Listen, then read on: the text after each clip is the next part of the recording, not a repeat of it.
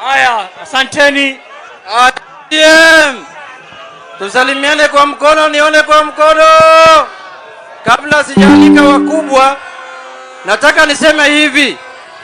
Mumeona leo kulikuwa na mkutano hapa ya ODM Tononoka Ground.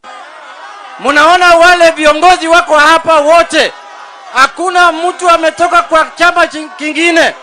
Wale wamekaa hapa wote ni watu wa chama. Tafadhali naomba tutulie, tafadhali. Wale watu wamekaa hapa wote ni watu wa chama ya ODM wakiongozwa na party leader wao Dr. Oburu Oginga. Kuna wenzetu walikuwa na mkutano huko Kitengela.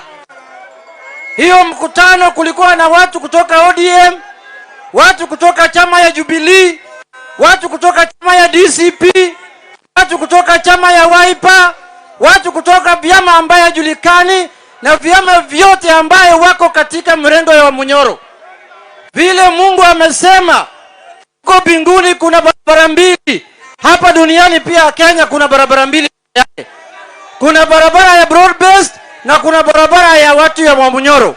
Kama watu wameamua wafanye kazi na watu wa Munyoro, waende wafanye siasa yao huko, tafadhali wasilete tashwishi kwa watu ya ODM.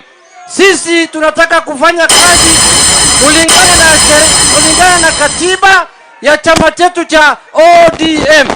Sisi tukiongozwa na kiongozi wetu, party leader wetu Dr. Oburu Oginga, tumekaa katika kamati kuu ya chama na tumesema ya kwamba mwaka huu tutaanza mambo ya mazungumuzo, mambo ya kuzungumuza 2027, na tumesema tuanze na chama cha UDA.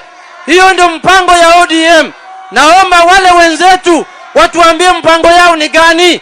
Wanataka tuende na Wamunyoro ama wanataka tuende wapi? Hatuwezi kaa bila kukuwa na mpango kama chama. Jambo la pili, mimi nataka kuuliza watu ya Tononoka hapa.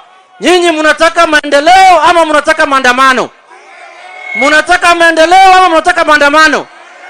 Kuna jamaa moja hapa ambaye ni governor wa huko Siaya County.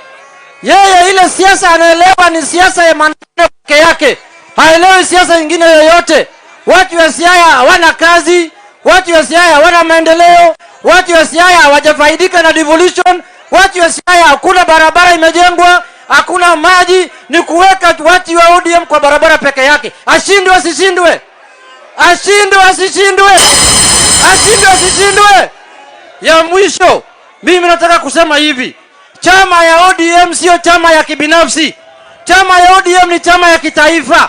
Na hapa Pwani ni nini? Ni Pwani ni hapa Pwani ni ODM. Si namna hiyo? Mimi naomba tudumishe amani, naomba tudumishe heshima. Mimi naomba tukuwe na heshima katika chama chetu. Lakini mtu akitaka kukosa heshima atapata mambo ndi kwa ndi. Hakuna mtu anaogopa mwenzake.